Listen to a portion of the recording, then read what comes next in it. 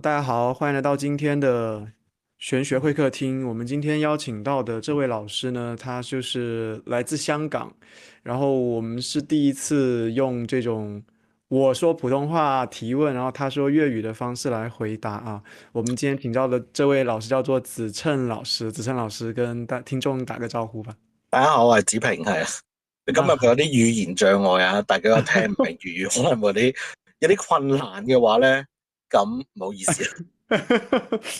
啊，是這個語言障礙，就是，怎麼說，特別的，現在快水逆了嘛，哈，又快要進行水逆了，然後今天出現了很多這種通訊的問題，我覺得也是這個水逆的前因引起的一些，嗯，小插曲吧，我覺得，對，那 都應該有啲差距啊。唔係我哋弘揚粵語文化啊嘛，香港人要。是是，可能大陸這邊的話比較少聽眾聽到，可能廣東這一塊聽粵語能聽得懂嘛。那嗯我先來介紹一下子琛老師啊，子琛老師的話呢，他出過一本書叫做《透視系統塔羅》，然後我在那本書的前言看到了他的這個介紹啊，雖然這個介紹可能有一點久遠，但是我還是讀一下吧，可能也能概括一些事情啊。哇，好子琛久老師遠呢本書比較真係。久遠，08年的啊。嗯，子琛老師是西洋神秘學研究者，大概是14歲開始研究占星學，18歲開始研究塔羅、靈數等神秘學，然後是03年開始在這個教育學院任教占星學，04年正式這個占卜的工作，做駐場占卜師，然後05年開始自設工作室。並且就是開設這個靈數、韋特托特、占星等課程的培訓啊，然後這個還有就是，接受過雜誌、電台、電視訪問，然後學生遍佈全球，是吧？對，這是一個而家都幾簡單的全球啊，而家都。啊，很全球哦，我覺得應該這是一個比較簡要的一個介紹啊。這本書是08年出了，現在應該是不是涉及了更多的神秘學領域了？已經嗱，本書有08年出啦，所以其實本書咧應該啊咧就揾唔翻嘅啦，啊即係絕版噶啦，因為出版社都已經唔再喺度啦，出版社。啊，出版社都沒了係啦，因為其實即係有啲敏感啦。咁其實香港喺呢10年嘅變化都好大嘅，啊，咁所以好是多出版社咧都已經喺呢個經濟同埋好多環境原因之下啦，咁佢係唔好繼續營運嘅。咁亦都遍佈全球嘅學生都因為呢個原因啦。因為呢幾年其實香港嘅移民潮係幾嚴重嘅，即係幾犀是利啦。咁所是。以會有好多，特別係疫情期間啦。咁我哋亦都有好多嘅一啲嘅海外嘅，即係大家習慣咗一種線上課程嘅模式啊，喺個疫情期間。啊，對，咁啊，加埋有啲已經去咗外國嘅朋友啦，咁變咗好多嘅同學其實喺外國度會上堂咯。咁所以其實我有啲學生係加拿大啊、係日本啊，咁其實我都有地方嘅學生。哦、就其實疫情之前這種線上課程相對來說沒那麼多，是吧？疫情之前其實大家可能比較習慣面對面嘅課程，因為其實面對面哦，咧，大家個傳授啦，大家嗰個嘅互動係會好好多。因為其實一去到線上課程咧，大家係好習慣一個模式，就係錄低佢翻去慢慢睇。對，係啦。咁就其實佢會有個即係你錄低睇嘅話，其實唔會互動到噶嘛，因為我已對，經 offline 咗，講完了，人你先 online 睇噶嘛。對，係啊，所以其實就佢哋個模式係唔同咗嘅。以前大家係想互動，咁而家就習慣咗啦。喺嗰個年代，特別係其實19年到而家，其實都6年嘅啦，即係嗰個疫情而家都5、6年。咁有啲嗰陣時要讀緊書嘅，已經係習慣咗係喺學校都係線上課程。咁出到嚟，其實佢哋反而唔習慣一啲面對面嘅課程。咁所以而家係其實面對面課程都佔咗，我諗都有40%係線上噶啦。其實那你說你就是平時就是還要給同學上塔羅課這些課程，晚上上課的話，你應該上的是線上的吧？是現場去教室給他們上課嗎？我而家就其實線上線下一齊做嘅，好多時都即係哦，我而家個做法就係咧，我有一個大嘅電視機，咁我上堂哦，嘅時候咧，我就會喺個電視度播 PowerPoint。係啊，你知係咩 PowerPoint 嘛？嗯，嗰個簡報啊，即係嗰個我唔知道中文叫咩咧，Microsoft PowerPoint PPT 嗰個得 PPT 嗰個，就 PPT 嘛，就是啊 PPT。啊咁我就會跟住個 PPT 去一路教個堂啦。咁我就會錄低喺教堂同埋 PPT 個畫面，就線上咧就會一路可以睇住個 PowerPoint，一路聽到我講嘢。啊咁啊，佢哋亦都可以直接咁去有一個audio 咁樣去回應啦，有一個問題。咁因為嗰個 PowerPoint 係可以 record 嘅嘛，即係我喺度講喺度 record 翻個畫面，咁所以是佢哋就會可以有錄影，可以之後再睇翻。是，就是可以說無限回放的這種教學方式，然後線上也可以看得到，線下也可以看得到。係啦，線下就睇我點錄，線上就睇錄咗嗰啲嘢。對，就也能提問，線上可能也可以語音或者是發文字提問。可以啊，如但是，果你即時就會提問咯。咁對，亦都有但是，一啲時嗯，候咧，佢哋會直接 send 一啲嘅相俾我嘅，即係例如佢話我有時我即係牌可能我唔明啦，咁我哦開咗個牌例唔明咁啊，我開咗你 send 晒成個牌俾我，跟住之後叫我去分析佢中間點解有呢個問題，我都要睇到佢開咗啲乜嘢嘅，哦，咁都那會有一啲咁樣嘅，即係用技術用科技盡量解決到嘅情況。是是，那其實你個人是更喜歡這個跟線上的同學們互動，還是線下這種互動方式會更喜歡？嘅線下互動會舒服啲嘅。誒嗯喺我哋上堂嘅時候啦，其實我哋好多時要去考慮嗰個同學嗰個接收嗰個狀態，即係究竟是佢聽明咗幾多咧？佢聽唔聽得明我講緊乜嘢咧？佢定係佢其實個精神狀態已經係游離緊咧？其實我哋好多時要去 調整，catch 佢嗰個狀嗯，況。咁對，我哋線下嘅時候咧，可以睇佢表情啦，或者突然間講啲其他嘢咧，去令到佢回魂啦，勾翻佢魂翻嚟啦。即係有時有啲人可能上堂覺得，哇點解即係 offline 即係線下嘅可能話，哇點解佢無啦啦成日講埋啲笑話咁樣嘅咁樣，即係講一啲唔係好關事嘅嘢。但係咧成個堂咧我就開心啦，因為有笑。咁係因為其實我見到佢哋咧開始精神開始集中唔到啦，咁我就試下揾一啲嘢刺激佢哋咧集中翻落嚟咁樣。咁但係呢啲嘢其實係你要面對面見到佢哋先做到。啊，是咁如果喺線下嘅時候咧，我個腦就要浮現有個人喺度，然後我就要不斷去想像，去聽到呢段嘅時候會點，佢有咩反應，我不斷自己喺個腦度回播緊自己講緊嘅嘢，去諗下會唔會有可能喺咩地方度聽唔明咧？咁我就要用好多角度去自己去留意自己講嘅嘢，邊啲地方可能係令對方會有錯誤啊。會有一啲地方係唔理解啊、解唔通啊，我就會好辛苦啦，因為我係要不斷想像聽唔同聽嘅人係會點咯，咁就會是更加攰咯。是，但是就是線上的人，他們去選擇聽的話，不一定是在直播的時候聽嘛，他可能自己私好多都唔下聽，係㗎，對，可能聽累了，他就不聽了。那其實可能也不需要你去調整，可能你當堂的這些學生可能就會需要聽太久的話，就需要一些言語、一些開玩笑或者是一些什麼方式活動一下氣氛，確實是這係啊，樣子。刺激一下佢哋。對，但是就是自從這個線上課程，就包括說我們進入這個明網水平這個時代之後，就這種線上課程就是越來越多了嘛。然後疫情之嗯，後也是，那其實某種方式它也是怎麼說呢？把你的這個學生帶得更遠了嘛。如果說一直用線下的方式的話，可能來來去去也就上一次就那麼多個學生，一次就這麼多個學生。限制咯，線上課程有好多空間嘅限制咯。其實啊、我會覺得線上同線下課程最大分別係線下即係一啲嘅實體課程咧，你係真係嚟上堂嘅。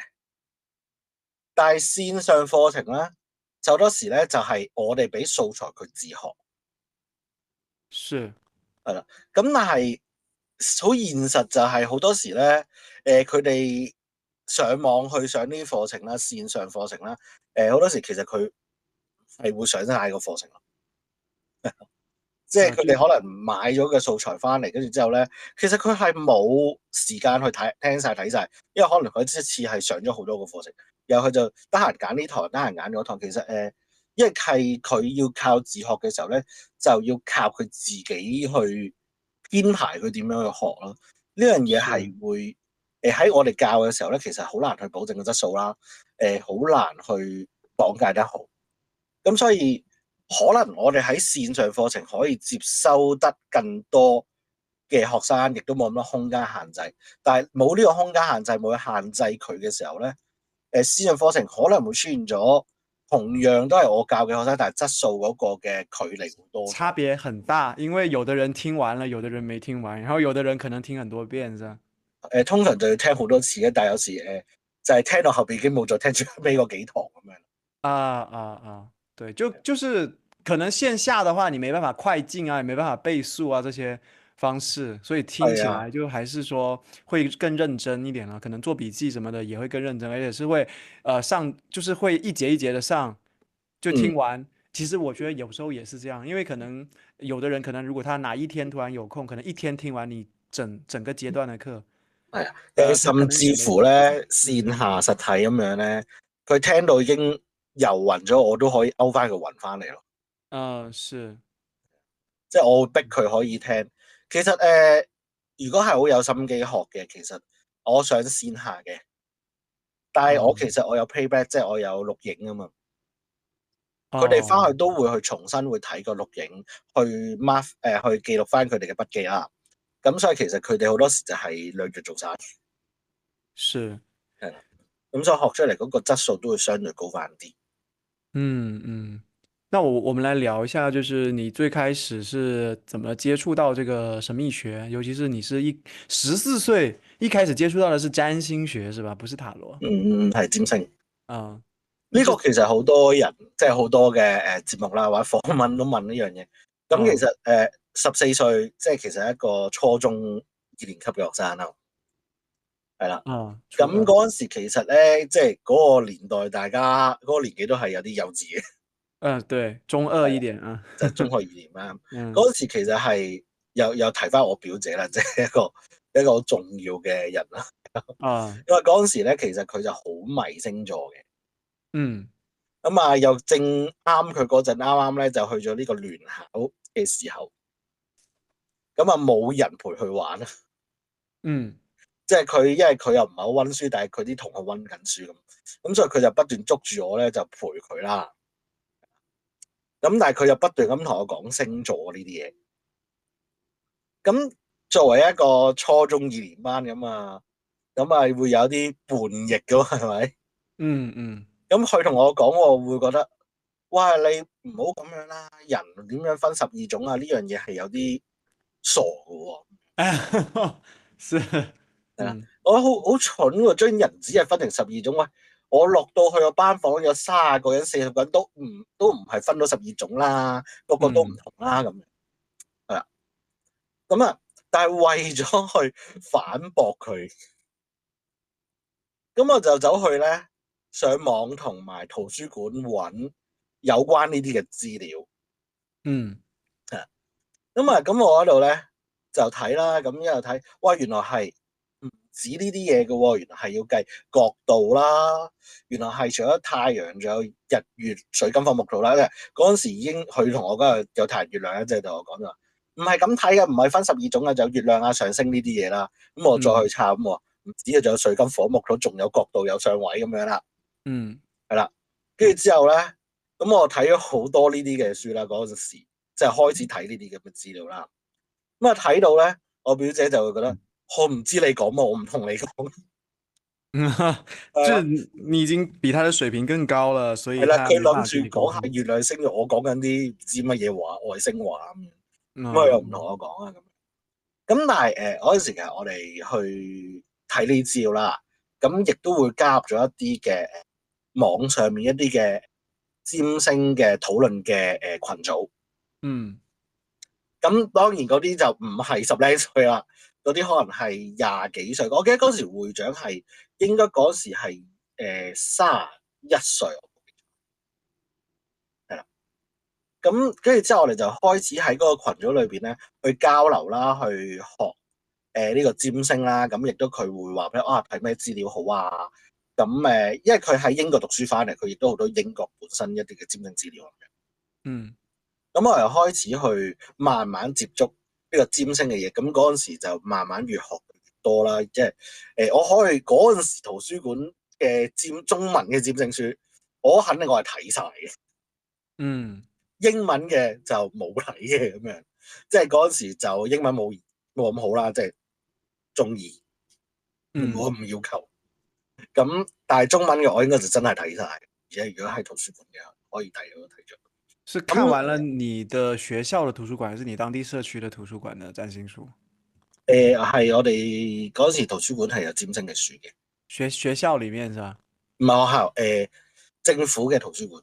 哦哦哦，就在哦，就學校嗰相當啲就冇啦，於是你那個附近的圖書館了，嗯。我哋政府資助嘅圖書館咯。那你看完了之後，那你要怎麼？就是說你看這些書的過程中，嗯，你本來是帶着懷疑，你想去證明你這些是錯的，然後那你看完了之後，你為什麼會繼續看下去？就是到了我我你已經，係覺得呢樣嘢係原來好精密啊！嗯即係我可能以前見過啲畫咧，覺得啊呢啲畫咁粗糙嘅，唔靚嘅，咁我就走去睇藝術品，而突然間有一種好震驚嘅感覺，我原來係可以咁樣嘅喎，原來係可以咁精密、咁精美、咁即係對我嚟講，覺得占星係一個好藝術或者係一種我會覺得係一種好藝術嘅語言。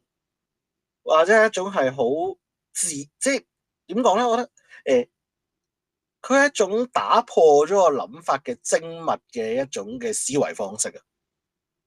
即係當然對我嚟講，佢係一個研究或者玩具嘅一個模式嘅存在啦。喺我角度嚟講，其實反正即係但係但點解呢樣嘢咁好玩咧？點解呢樣嘢可以咁仔細咁多變化咧？佢唔係一啲好粗糙嘅嘢咯。但是你看了這個之後，就是比如說你自己的星座，或者是你自己的月亮星座，你看完了之後，有沒有覺得被他講準了，或者是說他講得很有道理？你只是覺得他很精密，還是說你說到了你自己身上的地方？我又冇乜去覺得講到我自己嘅地方，特別係其實係我覺得嗰個年紀係唔會有嘅。啊，就是不是說他講你自己有多準？係因為其實對於一個即係嗰個年紀嚟講啦，你其實對自己認知其實都幾大嘅不穩定。誤解，對，會變，所以會變。你係好難喺嗰裏邊係 match 翻自己，即係你即係等於如果你話哦，俾個小學生即係極端啲，俾個小學生睇，其實佢都混我嘅。其實我呢個嘅中意其實都係小學生多2年嘅啫。所以其實我都係唔會 get 得到佢對我嗰個內在共鳴，我就覺得呢樣嘢好神奇，好勁。咁但係我慢慢去到而家，我人生有經歷啦，我會慢慢再去更加深入地去理解同自身嘅掛鈎咯，即係個感受到嗰個嘅內在嘅再細節啲嘅變化，即係佢每一樣嘢佢點樣顯現。你在那個年紀學這些中文的占星書籍，看完了之後，你沒有去實踐嗎？你沒有去看你周圍人的盤，或者你同學的盤，或者是什麼的？我上網就是那些網上的論壇是吧？係啊，因為我其實我可能都會有同學講嘅，咁但係因為同學係好難俾到出生時間我，所以其實都可能只可以講下星座啊，幾個星座上位咁樣，即係甚至乎月亮星座可能都已經係有偏差啦。咁但係上網嘅論壇啦，唔同嘅討論區啦，咁其實佢哋係真係占星研究嘅人啦，佢哋其實都已經係揾到自己身時，所以我多數喺嗰邊幫人睇多啲咯。你在那邊幫人看，你初中2年級的時候就在網上幫人這樣看？會有討論啦，同埋一路都有繼續都會有時幫人睇。咁初初都係答下人哋啲問題，咁後期都會幫人睇多少少。所以就是用你在圖書館學到的那些中文占星資料，你就已經可以在論壇上幫人看盤。都仲有啲網上資料嘅，即係都嗰時都係試，其實最早咧都未真係幫人去睇。即係最早係可能大家討論啊，呢個上位會點解啊？點樣個上位啊？咁我哋開始會去每一種嘅情況，會大家去研究討論話啊，呢個情況對呢個事件會唔會有一個嘅關聯啊？我哋都係一啲咁樣討論為主。咁後期討論區再多啲人啊，咁我有啲新手嚟問啊，我升盤係咁，我會點解咧？佢可能有啲比較針對性嘅問題，即係例如哇，我感情運會點啊？或者係我事業會點啊？咁樣。或者我哋嗰陣時有啲話，我哋考試我學業會唔會 OK 啊？咁我哋開始會去試落一個星盤裏面揾一啲建議俾佢，咁慢慢就開始揾。嗯，那你還記得你第一次上去幫人看盤、解答問題？我唔記得啦，大佬好耐。我講緊中二嘅事，我而家係幾多歲？呢度係廿幾年前嘅事嚟嘅，呢啲係。嗯嗯即係嗰個年代，其實咧，我哋用嗰個討論區咧，而唔係網頁嗰個討論區添。嗯，我哋嗰網頁。時有一個叫 news group 嘅嘢，即係類似一啲PPT 啊、BBS 啊，嗰個年代嘅事嚟，其實係即係 BBS 嘅延續啦。BBS 嗰陣時係用一個電子郵件伺服器去 group 埋，即係嗰個系統就係通咯。大家一齊 send email 去一個 server，然後大家一齊睇到啲 email 咁樣。那個時候大概是九幾年，96、97嗎？又冇咁早嘅，但係啱啱2000年頭。2000年左右，OK。係啊。嗯，那這個因為我這個，就應該係98年、98、99年開始學嘅。那這個比較年輕接觸到占星和神秘學這個現象，是你自己的個人現象，還是當時的社會其實都還蠻風靡這些東西的？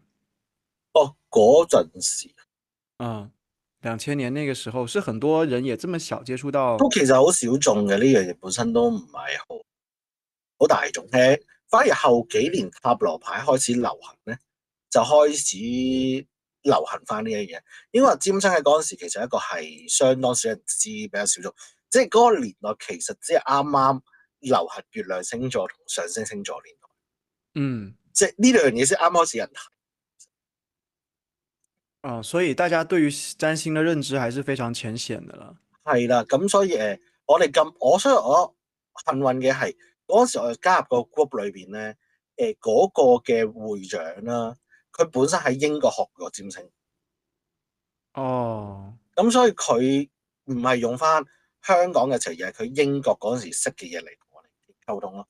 咁所以我哋會接觸到嘅嘢係比較係當成個占星多過星座咯。哦，所以那個時候是，這算是你的老師嗎？就是你有去他那裡上課還是怎麼樣？佢又唔係我老師，但係一個我哋嗰時討論嘅會長咯。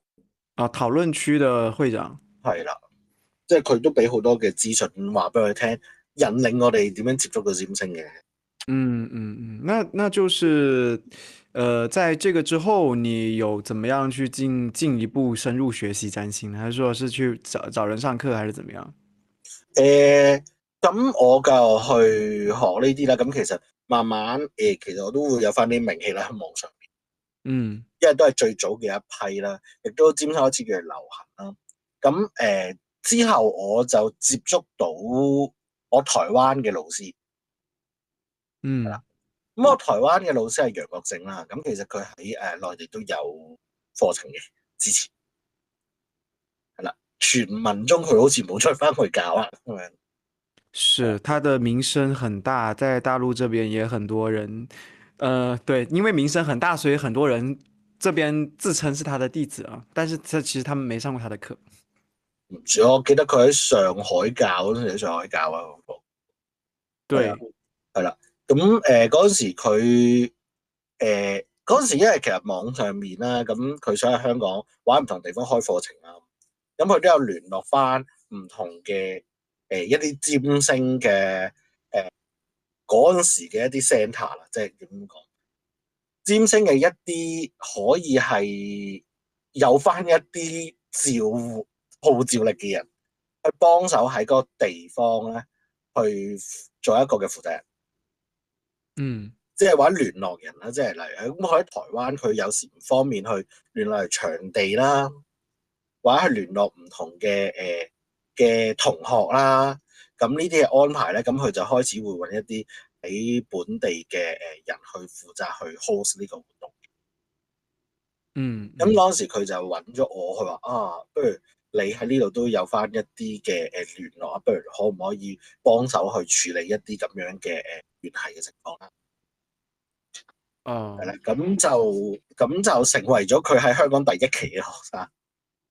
第一期的學生。係啦，咁但係其實往後第二、第三期咧，我都有負責去處理嘅。咁但係去到第三期之後咧，佢直接翻咗大陸教大陸嘅學生就冇，即係其實喺香港都開咗3期嘅啫。就在香港開了3期，你做了第一期係啦，的學生。咁有3期其實咧，喺嗰個嘅行政方面都係我處理嘅嗰陣時。咁就主要就同埋我都咁當然我有份上堂啦。所以你就相當於3期都在跟他的課。係啦，我就跟咗佢3期嘅堂啦，咁同埋我都會負責佢一啲嘅行政嘅工作咯，喺嗰陣時嗰3個課堂。他那時候教的是現代占星還是古典占星？佢就係教古典占星嘅，咁但係佢嗰3個 course 咧，如果以古典占星立場嚟講咧，佢有一啲過濾嘅情況，即係佢係有一啲嘢佢覺得唔係咁重要咧，佢會 filter。就是他有一些覺得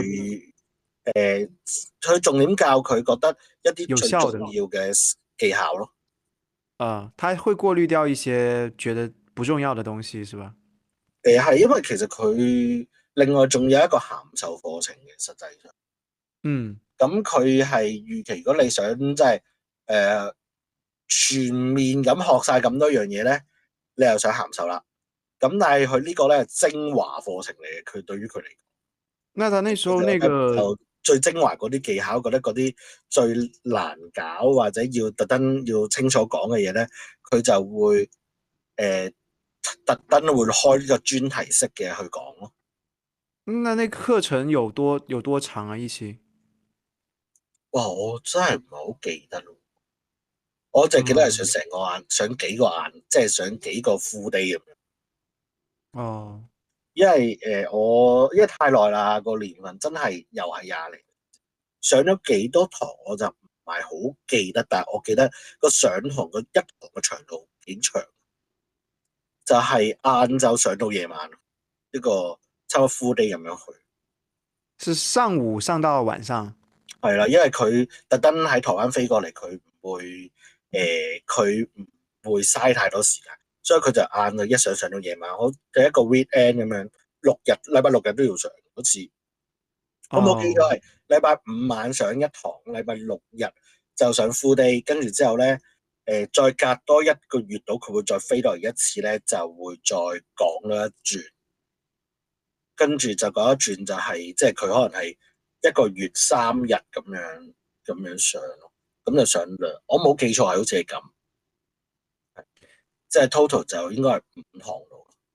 那這個反正當時就上了這3期，後面香港也沒有這些課程了啊。那還是很幸運遇到楊國正老師。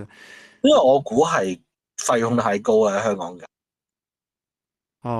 很貴是嗎？那個時候因為住宿貴咯，可能同埋香港當時嚟講，占星其實未咁大嘅流行咧，咁亦都唔係咁多人願意去俾㗎，因為學費都比較貴，個學費啦，同埋真係好多人 join。那這個怎麼說？當時上完了這3期之後，就是你的那個占星的這個水平是有一個質的飛躍，是嗎？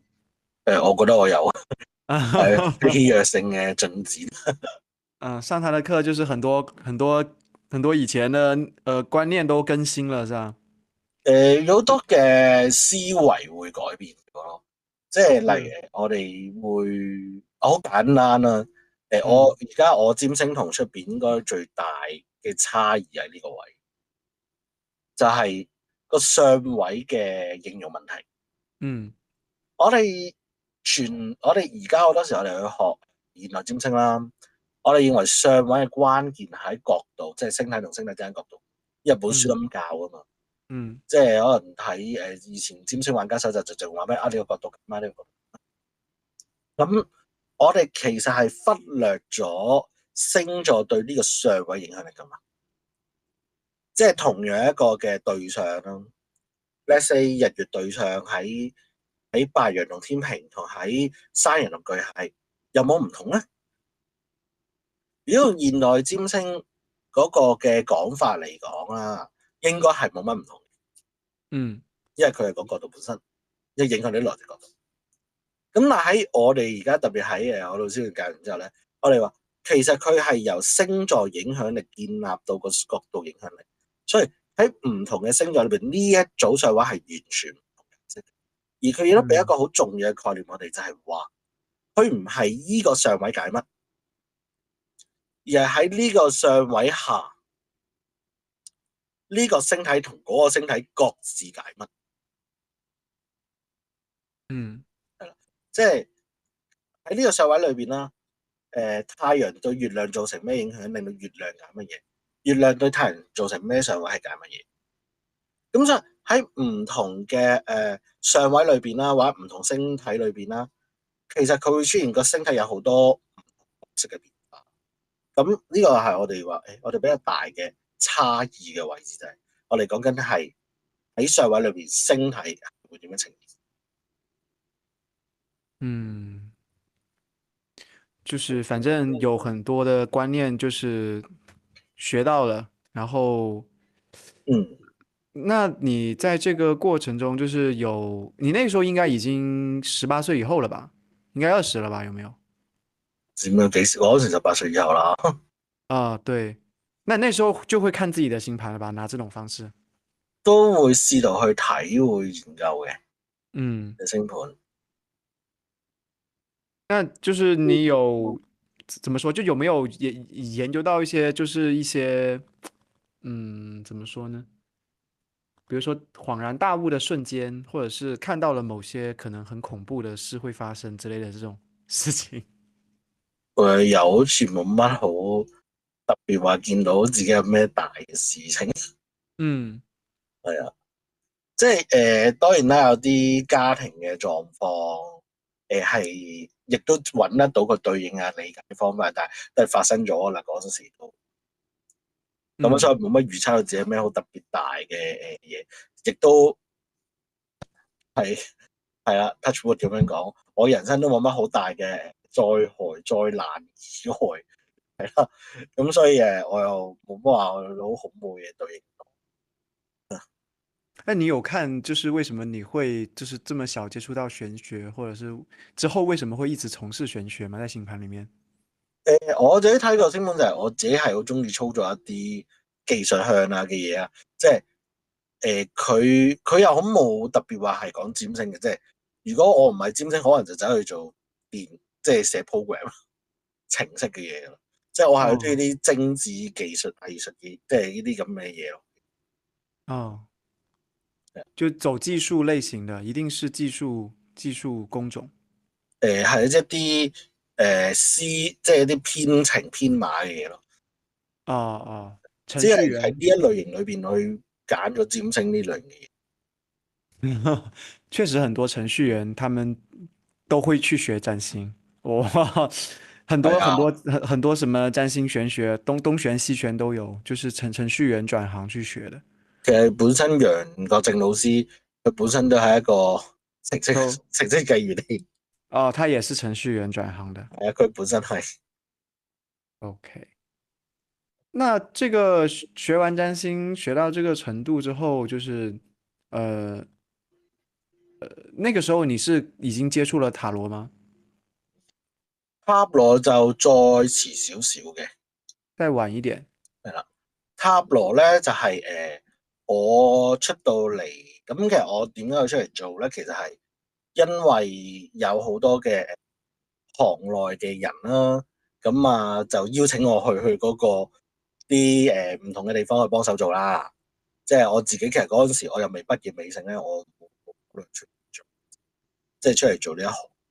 咁係佢哋覺得，喂，你既然都識，其實而家呢個行業都比較缺呢方面嘅人才啦，咁樣，不如你過嚟我哋鋪頭嗰度幫手做啦，咁樣，咁我就入嗯行，即係由以前佢哋有啲學會叫我去嗰度，佢教一啲嘅興趣課程啊，到一啲尖屋店直接叫我過去嗰度去做駐場啊，咁樣我就會開始入行啦。咁入咗行嘅時候啦，咁亦都見得到，咦？呢個世界其他嘅嘢啦，咁啊就開始接觸到塔羅牌，嗯，即係塔羅牌係我入到行裏邊見到，咦？原來呢個櫃啲嘢好靚，係啦，咁啊見到人哋玩得好開心，咁我就開始就會去接觸呢一樣嘢咯。就是你是被他的這種藝術畫風、畫面吸引。我係咪點講？我係覺得人哋玩得好有趣，我想玩埋一份。哦哦，即係亦都係，其實我覺得同對占星係一類似嘅，即係占星係我對嗰樣嘢好好奇，我覺得嗰樣嘢唔係咁簡單，即係你覺得太簡單，我覺得冇理由係咁啊。然後我就自己就走去即係走去鑽研啦，走去接近啦，然後我學識咗嗰樣嘢。嗯，塔羅牌係我冇嗰種叛逆嘅心，我冇一種話啊，我要駁斥你，但係我覺得你哋覺得好得意喎，我又想知係咩嚟喎。我就走去鑽研佢，又開始有翻啲心得咯。我覺得其實係同一樣，即係嗰個對我嗰個嘅節奏嚟講啦，係一樣。即係嗰個嗯，學習嗰個程序嚟講，真係好得意。我想知係咩嚟，然後就揾好多嘢去睇，然後再試驗啦，慢慢捉到有交流啦，然後可以捉摸到嗰個嘅方向咯。所以都還是因為你好奇，然後覺得有意思、有趣，就會想去學。可以咁講，嗯，一個好奇一種對嗰樣嘢想理解佢，想掌握佢嗰種嘅諗法咯。那你03年那時候就是已經開始教占星學了嘛，是吧？係啊，2003年應該先係。然後你04年就在做這個駐場占卜師，那時候就已經學完塔羅了。我開始玩埋塔羅咯。哦，駐場的話是在你朋友的店裡面駐場，嗯，係啊，就是他們是什麼店？是占卜店就開占卜店，然後就你是係一間占卜。做他們的占卜師這樣子。佢本身佢哋嗰邊就係開塔羅店嘅，哦，咁就但係佢覺得啊，擺多個占星嘅喺度好似幾好咁樣咯。反正都是神秘學一起擺的。係啊，咁啊又占卜又占星咁樣幾開心啊！那你一開始這個，在他們那邊駐場，那你是怎麼說？就是你占星跟塔羅都接客人。我冇啊，就係做占星嘅嗰時，因為我都未識塔羅，哦，你就我就接喺嗰度占星。開始慢慢學啫嘛。咁所以我都喺嗰度都用咗都我諗差唔多1年時間先至叫做學到一部分咯。哦，係啊，正式其實我覺得我去到塔羅出師都差唔多2年。但那個時候大家過來這種占卜店，嗯找你問問題，嗯，跟我們現在大家問的問題有什麼很大的區別嗎？其實就差唔多啫喎，即係問嘅差不多。問題其實會差唔多，但係嗯，問嘅年齡層嚟講咧，而家係傾向咗會多咗好比較後生嘅會嚟問。就以前都會更成熟，更年紀大一點。以前就其實會嚟問嘅，可能都係20尾到3字頭啦，嗯係啦。咁就當然啦，我而家有好多客都可能年紀都會比較大啲，因為我年紀比較大啲啊嘛，嗯即係我自己人嗯咧大啲啦。咁但係好少會有啲十幾歲嘅人嚟問嘅，喺嗯，嗰個年頭嚟講，而家反而多咗十幾歲會嚟問，係啊，即係十幾歲這些十零這些20尾。那怎麼說？當時你第一次接客人的時候緊不緊張？第一次接客人嘅時候，佢印象就唔係好深刻嘅啦，也不太記得了，唔係好記得，因為講緊頭先講係04年嘅事，是有一點久啊。係有啲久遠。咁但係我印象深嘅係當時真係啲客都係啲哥哥姐姐，就都比你大。係啊，好少後生過我嘅客嘅嗰個時候。而家當然唔係啦，而家好少大我嘅客啦。是，但是就比如說你一開始的時候在網上論壇幫別人回答那個占星區的時候也是嘛，就你那個時候年紀應該比他們很多人都小。我應該係最細嗰個嚟嘅。這個會影響到他們對你答案的信任度嗎？好似又冇乜關係，因為上網其實佢哋都唔係好理年紀。那但是你就是比如說你那時候駐場的時候當着別人的面嘛，那別人會不會覺得說啊你比我小啊這麼多，你能夠解決我的問題嗎之類的，會不會這樣子？其實嗰陣時都有諗過呢樣嘢會唔會有年紀影響咧？但係事實上嚟講咧，其實就唔會嘅，因為亦都沒有。有一種可能我哋嗰個模式問題啦。因為我哋係 by booking，即係我哋係要預約嘅。咁預約之前，其實佢哋都已經知係發生咩情況㗎啦。咁所以其實佢哋應該有心理準備嘅，即係話佢哋已經 hold 咗嘅話咧，佢哋都聽咗我講先啦，唔會咁快。一見到唔 work 喎，咁唔正常喎，咁就會反台，因為佢哋唔係walk in咯，佢哋係預約咗，咁所以佢哋點都會聽埋先，聽埋中間又說服到佢喎，咁啊好 OK。哦，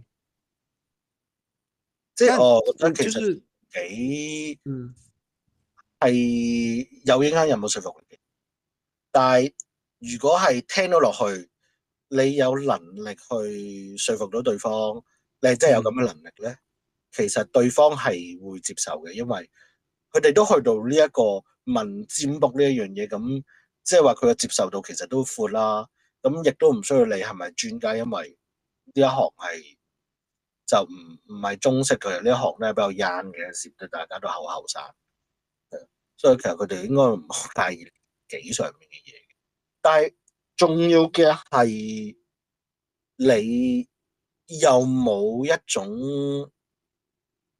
present 嘅能力咯，即係有冇一種中文係咩 present 是什麼意思啊？ present 係中文係演說啊，就是看你怎麼講那個牌面的意思。係啦，你有冇辦法係有一個比較好嘅演說方法去令即係乜嘢叫令人有想冇信心咧？如果我去講我話咧咳咳咁樣唔知咧咁樣，你幾叻，對方都唔會覺得你啲嘢聽得到。咁所以你講嘅時候，你諗清楚自己講乜嘢，你去整理咗，寧願講得慢先去講咧。你講啲嘢係有信心，同埋講啲嘢係比較完整咧。其實對方覺得你講啲嘢係合理，你又唔係錯得好離譜，你係到肉嘅，你係真係講得到個重點嘅。其實對方係會信任你。所以比起年紀最大影響係你有冇對慣咗一啲唔同嘅人，令到你自己嗰個嘅信心啦，對人嘅態度啦，可以大方處理到。因為比較後生嘅係，其實佢可能都好少見力嘅啲同學咧，你去到要去講啲嘢，可能你就會即係好似上台去講解，去做說明嘅時候，佢哋會怯場一樣。年紀輕最大問題係你對住嗰刻，你會怯場，對，你就自己打擊緊自己自信，打擊緊人哋對你自信，對你嘅信心。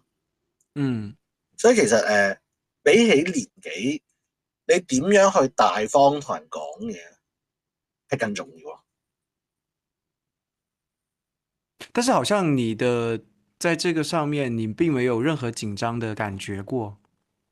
因為我之前online 嗰啲其實會有啲聚會啊嘛，即係嗰啲線上嗰啲討論會會有啲聚會啊嘛。我都成日即係我啲聚會嗰陣時，我哋都比較密嘅，可能2個禮拜一次咁樣，即係大家嗰陣時啲線下會，咁已經習慣咗去同人哋講解星盤啊，同人傾偈咯。哦，已經係有種咁那樣嘅同人哋出嚟就講星盤嘅嘢，我哋都幾慣常會做。嗯嗯，那個你的那個書裡面就有寫到說，很多客人過來占卜，嗯，並不是想知道答案，嗯，而是想讓自己好過一點。但是係啊，這個遠離了占卜的本來目的，就是讓自我得到提升，靈性得到成長。怎嗯麼理解這個話呢？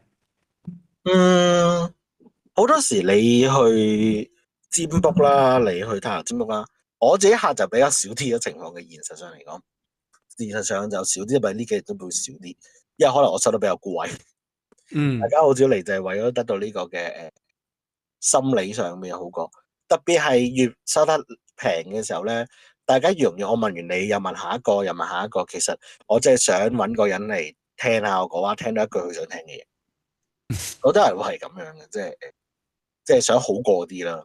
嗯咁好多人嘅係想有一個嘅溝通啊，一個空間。我覺得其實呢樣嘢係好重要嘅。咁但係嗯我要做呢樣嘢係唔需要有塔羅牌啦，即係你想揾我傾揾我呻，我俾意見你，我覺得係完全係冇問題嘅呢件事。即係我哋所謂而家樹窿啊，即係俾你嗯去講嘢啦。我覺得係現代人需要嘅一種嘅內心嘅療愈過程嚟嘅。但係你係同塔羅牌切割咯，呢樣嘢最好就即係唔關塔羅事咯。係啦，嗯好啦，咁問題係我如果聽到呢啲嘢，呢一句嘢其實係你接唔接受呢一句嘢咧？即係你聽到塔羅牌占卜嘅時候，你會唔會接受塔羅牌呢嘢？你接唔接受嗰個講出嚟嘅嘢？而呢啲嘢點樣去回饋翻你內在？咁當佢講咗嘅嘢，你可以消化到，去令到你自己消化呢個情況，去思考啦，去促進你嘅對面前嘅現實嘅考量啦。呢個就係一個你提升緊自我嘅過程咯。佢可以提升到你面對現實嘅勇氣啦，面對現實嘅力量啦，可以令到你提升到解決問題嘅智慧啦，亦都可以話令你平和接收冇咁大情緒起伏嘅情緒穩定。而呢啲嘢都可以話係愛咗身心靈嘅一個基礎啊。嗯咁所以去咗個占卜係喺呢個過程本身都係一個面對自己過程。你敢唔敢去聽答案咧？你聽到答案之後，咁你又諗住係點樣咧？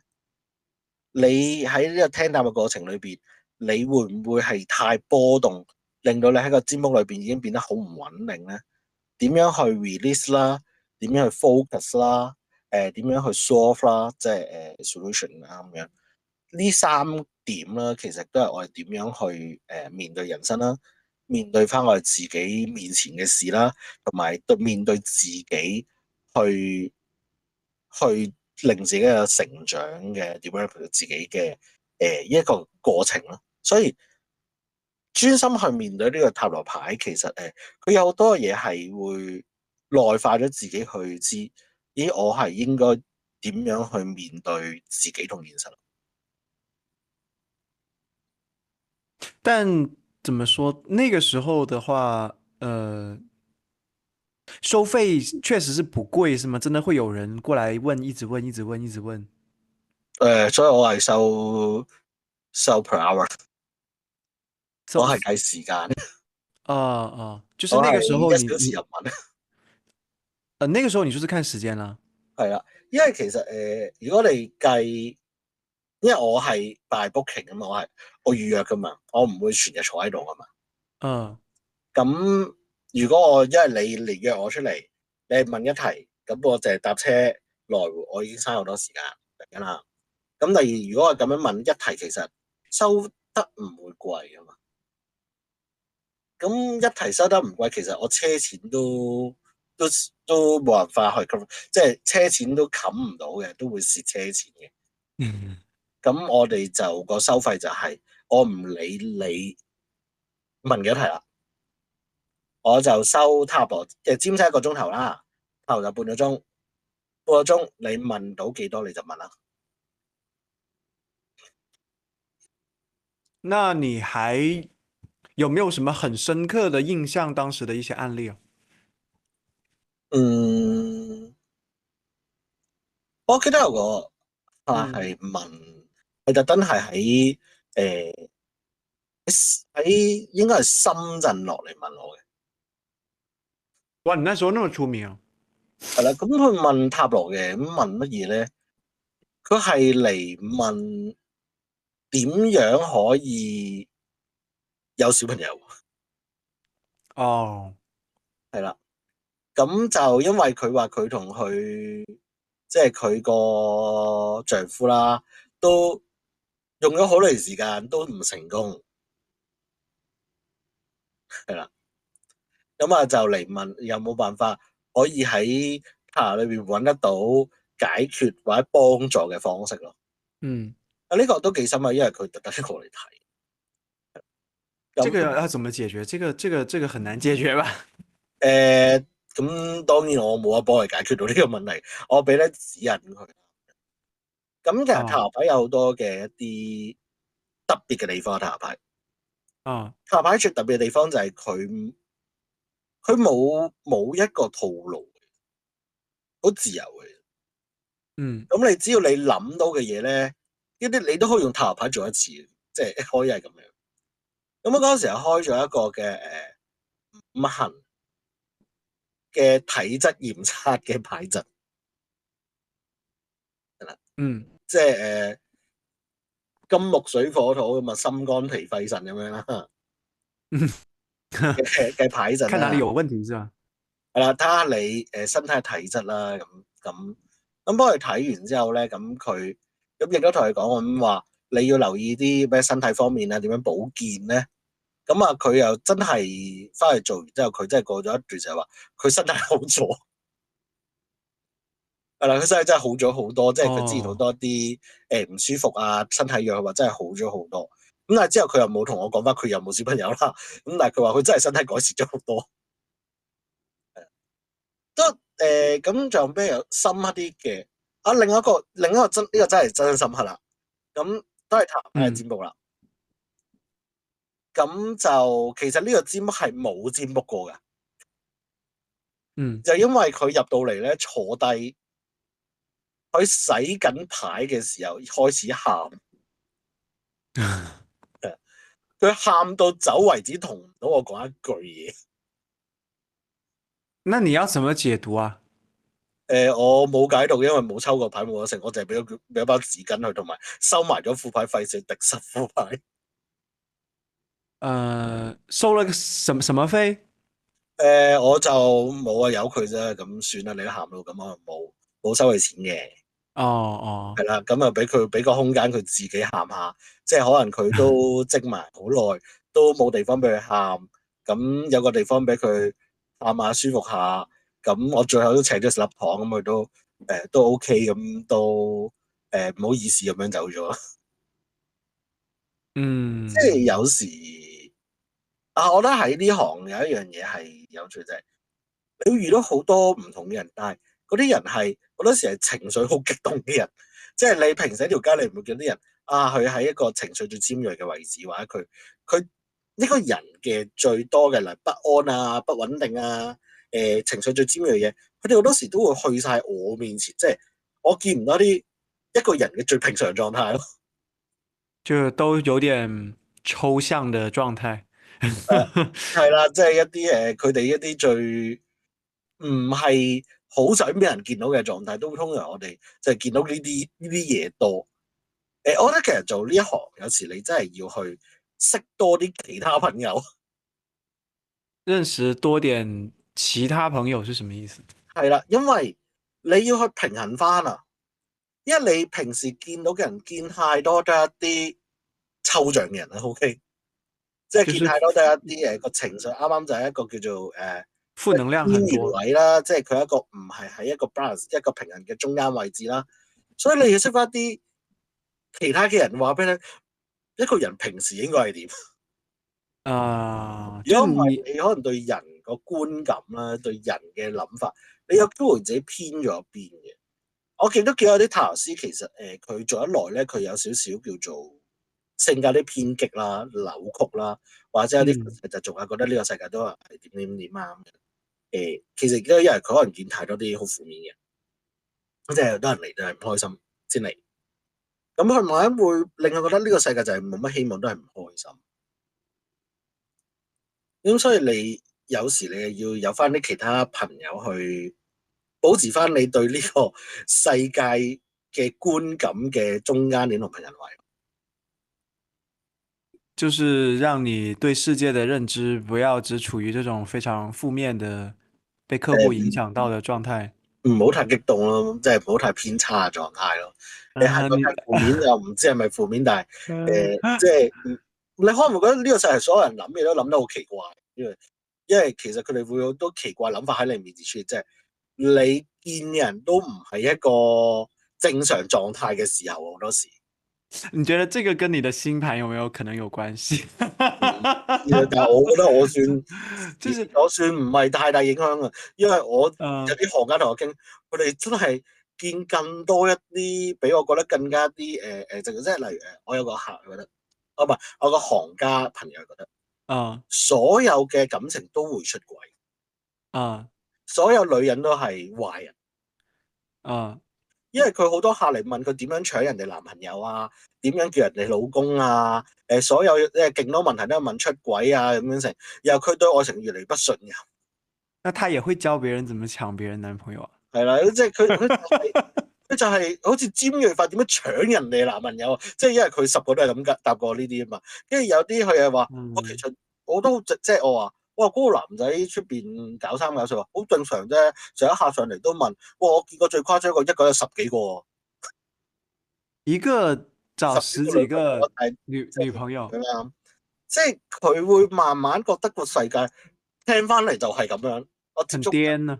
都係所有男女都係好複雜咯，爭亂一個貴圈係啊，即係都冇專一嘅，冇中性嘅，佢個世界觀就係咁樣。那專一的就不會過來問問題啦。係啊，即係佢唔會做緊呢啲嘢係好有問題，或者呢啲嘢係好特別，因為佢發現會忠於對方嘅對佢嚟講係更加少見。係啊，即係我都有啲客係會嚟問呢啲問題，但係即係所以我要識翻一啲正常嘅夫妻朋友、正常嘅情侶朋友，又有咧呢個世界正常嘅即係有一啲冇出軌嘅情侶嘅，即係我喺個世界唔係咁樣嘅，即係我會話俾你聽，要有一個咁嘅情況。但係有時你喺個界別，你會嚟揾你嘅，一定係有啲問題。即係我唔會話，哎呀，我今日好開心啊，不如我哋煎個煲佢沖氣下先，唔會啊嘛。點解你會覺得呢個人生有好多問題？因為你聽太多人哋嚟講問題嘅情況啦。呢個世界即係好似你做社工，呢個世界所有家庭都係不幸福嘅。我係未認識過唔係單親嘅家庭，因為你就係照專接單親家庭嘅社工啊嘛。咁所以你喺塔羅，你做呢啲占卜就係你就係專去面對人生有問題嘅。咁所以你可以話，所有人都係有問題嘅狀態。咁你嘅人生咪就係包圍住有問題緊嘅嘢。你會慢慢會俾佢影響得呢個世界所有嘢，你覺得啊呢樣嘢有問題，嗰樣嘢唔好，呢樣嘢聽過都係有問題，你開始對好多嘢都會有不安，或者有唔信任，有懷疑、有質疑，即係你覺得世界冇咁好彩，冇美好有時。你又要去有翻一啲嘅平衡點，即係有時我哋會知道做嘢，可能我哋做嘢還做嘢，但係我哋有時都要去抒發啦，去玩啦，去同朋友去有社交啦，因為我哋需要有翻相對嘅能量去平衡翻我哋而家自己嘅能量狀態。所以我成日都話做嘢就認真，玩嘅時候就要夠放，因為你都需要有咁樣去舒緩翻自己嗰、個緊張或者已經係壓到一個位嘅神經狀態。咁所以我另一個身份係一個利酒師仔，因為我真係好飲好多酒，真係好中意飲酒。嗯誒，即係我都係一個專業飲酒嘅人，所以飲到成嗯，精啊！我呢啲叫做就反正就是還是有很多需要排解，就是不然一直泡在負能量裡面，可能看世界的方式比較扭曲，是吧？覺得，係啊。我嗯，覺得其實佢唔係令個情緒扭曲，係令你個世界觀扭曲啊！那你覺得你是一個共情能力很強的人嗎？你會去帶入進去嗎？別人過來找你諮詢的時候？我覺得我唔算係用共情嘅方法，我反而係拉翻佢哋走啊！我係令佢去，我好多時都係將佢扯翻出佢哋嗰個情感嘅漩渦出邊咯。即係我成日啊，想即係我成日都係會打破佢一啲自己喺裏邊打圈嘅嘢嘅。即係好多時我哋自己製造一個漩渦，令自己捲嚟捲去，捲喺入邊。咁我自己都盡量去話俾佢喂，其實你唔一定咁諗嘅。那你我成日會，都覺得你做占卜係要俾佢一個新嘅角度去睇翻發生緊咩事咯。你俾一個新嘅vision，俾一個嘅新嘅視覺視點，去重新去觀察自己同呢件事，而唔係好死板咁。我喺呢度，我俾我諗完都係咁。我嗯再諗都一定要係咁。而呢一啲其實係令你見唔到其他嘅嘢。即係我好多時佢話啊，我俾佢嘅共情到佢情緒嘅話，我會拉咗佢入去，俾佢拉入去呢一種自己嘅結界入邊。但係其實我哋話俾你聽，呢個結界係唔一定係咁。我哋係要中立，唔好俾佢帶動到，而同時我哋話俾你聽，呢個世界有更多嘅睇嘅方法。你會唔會俾自己有更多可能性去睇件事，揾一個對自己最更好嘅選項選擇，令更清楚自己做乜嘢咧？即係我覺得占卜其實做件咁嘅事咯。嗯，那就是嗯，有這種過來提問，有沒有什麼很奇怪的問題，或者是你不想回答的問題？我好多問題其實我都唔係好想回答，但係佢哋都啊，係會要我回答。就是不想回答，但是還是得回答。即係我都會照回嘅，但係我都會話俾你聽，啲嘢唔一定要係咁諗啊。但係佢好堅持嘅話，咁我都會陪佢即係答嘅。但係即係我覺得嗰啲問題就唔係好適宜去講，因為始終牽涉到客戶嘅某一啲嘅私隱問題啊，係啦。即係但係如果你話好奇怪嘅問題，我覺得呢個就唔係好私隱嘅，因為呢個過咗私隱限期，我覺得呢個啲近期啲又費講啦。嗯，佢問佢細個見過嗰個同學係咪外星人？佢話佢細個幼稚園同學，佢覺得個同學啲問題，跟住之後咧，佢過咗唔知幾個之後消失咗，冇咗又知道，佢覺得嗰個係外星人嚟。問我係咪？啊，就有人花錢來問這樣的問題啊。係啊，就係你花錢問佢係咪外星人咯，同埋都係佢後邊有一啲其他問題問嘅，係啊，但係佢係即係係同呢件事有關。所以是外星人嗎？我唔知啊，跟住我話吓，我答唔到你個，咁你淨係解隻牌俾我聽，我自己諗下係定，咁我照解啦。哦，係啊，即係佢就要個牌要自己解咯，咁樣啦話。哦，咁 OK 啊，我真係唔敢答你，佢係定唔係外星人？即係我唔，你俾膽我都係。那我們剛剛說到這種，可能很多人過來問感情，很多人過來，問事業呃，咯。事業是吧？我看你的那個節目裡面有幾期節目是講這個花心組合、風流組合、三角戀組合，嗯，就是這些組合有什麼特質嗎？可能很多聽眾也很想知道。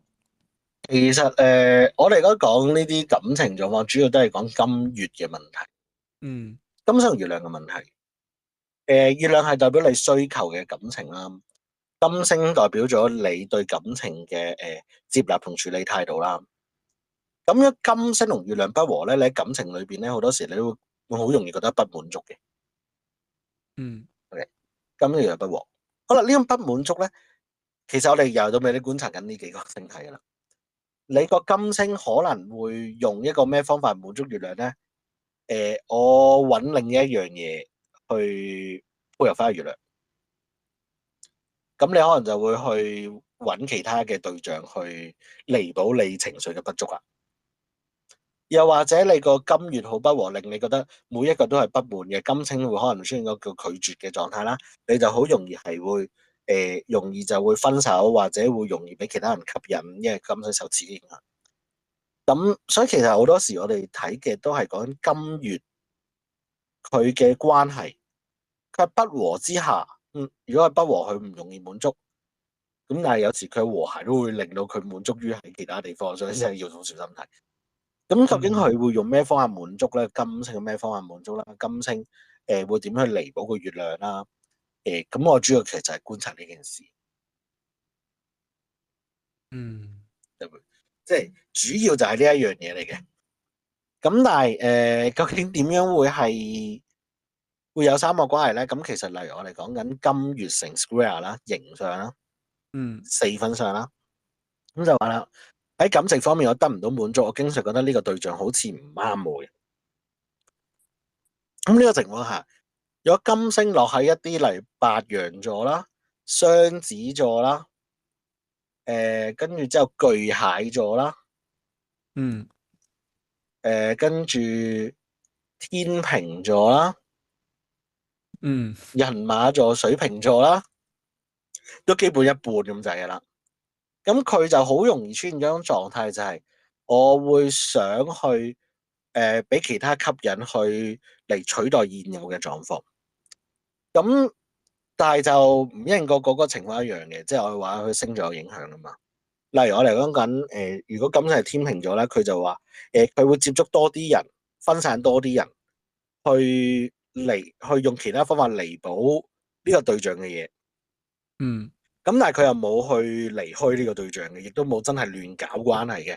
但係佢會令到佢關係會有好多嘅，會引嚟好多嘅人會試圖介入關係咯。嗯係啦，咁但係如果你話嚟金星嘅雙子，佢就感情橫跳嘅，即係佢就真係會試下揾另一個人去做佢嘅替身。咁白羊就話：我而家覺得我揾不滿，一見到一個吸引嘅，我就會唔記得而家一個就走咗，佢揾另一個可能性嘅對象啦。咁又容易係貪新忘舊咁樣。嗯咁所以其實佢會有好多呢啲咁嘅變化喺度，就係金星用咩方法彌補呢個唔覺得滿足嘅月亮咧？即係你肚餓，究竟你係會食其他嘢咧？咁樣即係會唔會揾其他嘢食？咁但係例如如果呢個金星係金牛座、喺雙魚座咁樣啦，我係不滿，但係金牛座咧，但係我都唔敢搞咁多嘢。雙魚座就係我覺得佢有一日會改，會對我好嘅咁樣。咁佢呢個就係話啊，佢會唔會有一個俾機會佢，希望可以再好啲，俾個希望我去滿足月亮嘅可能性咁。咁佢就好少話會有三角關係啊呢啲嘅問題咯。嗯，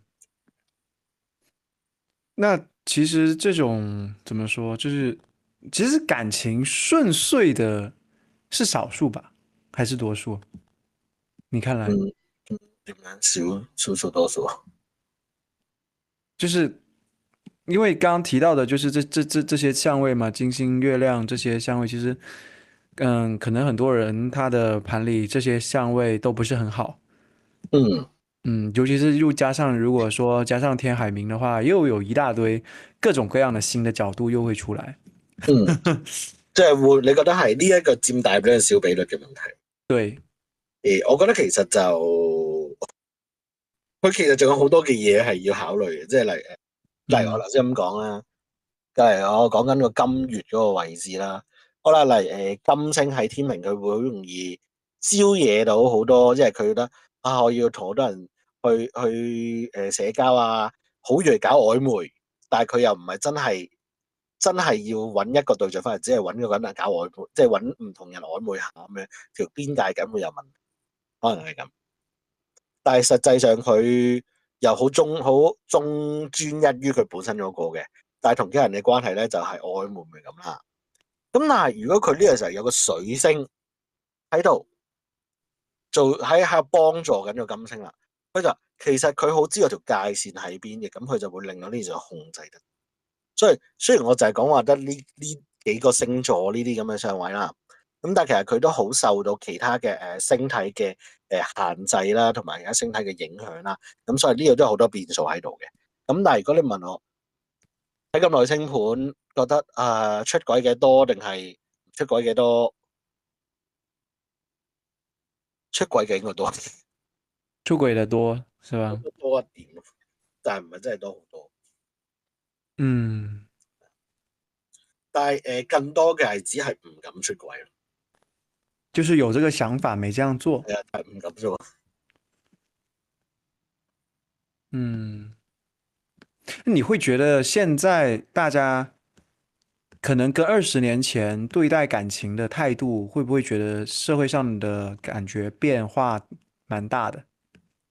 我呢個問題我就真係唔知，因為嗯我接觸個年齡層同而家新一代，其實我可以話我對於而家嘅感情觀，我應該係有一個 generation gap 係代溝喺度。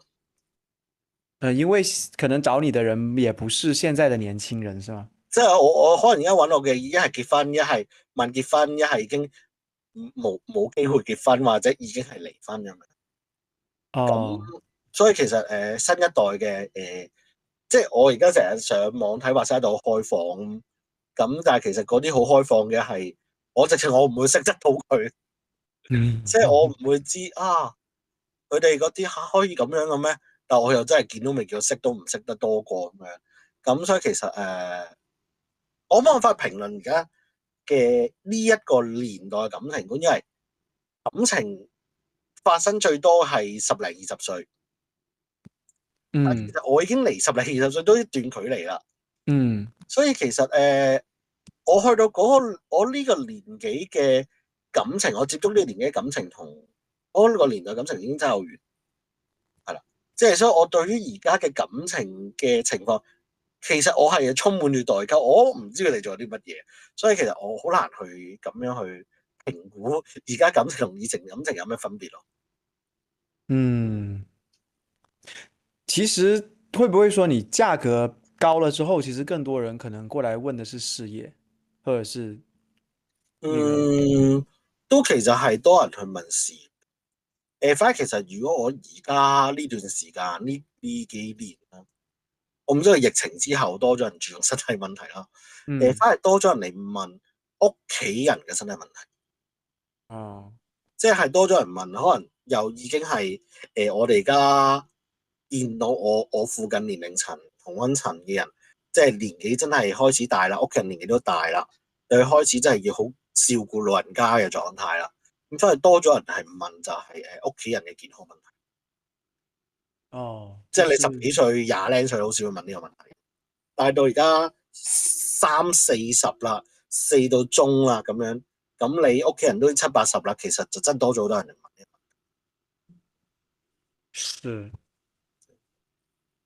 即係那我啲客同我年紀都唔會真係爭太遠。是那嗯，那就是當另下，外就係嗯，呢10年啦，唔係呢6、7年啦，比較多咗人問嘅係移民嘅問題咯。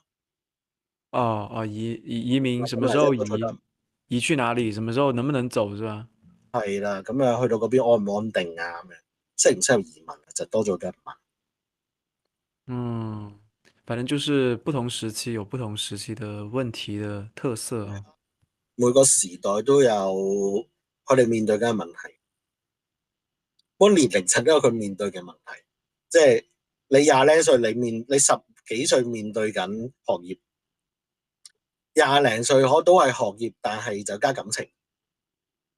到你廿到中係事業再加感情，有可能係婚姻加感情，或者你放棄直接感情，或者子嗯，女運加感情或者婚姻，你唔同年齡層面對嘅問題都未必會一樣，咁所以亦都會令佢哋問嘅嘢唔同咯。是。那你那个油管YouTube 的节目最开始做是什么时候？为什么会想在上面做一个这我唔記种论？得咗，好耐好多集咯，都10年啦，所以我真係唔嗯，記得。2015年开始做的这个播客节目。應該係啩，我唔係好 exactly 記得佢幾時開始做，因為真係好耐好耐好耐，即係已經係轉過3個 platform，咁所以其實我真係記唔起。因為最早我哋係喺一個網台度做，個網台叫 U One Live，咁但係佢已經唔存在啦。咁但係嗰陣時係幾時咧？誒、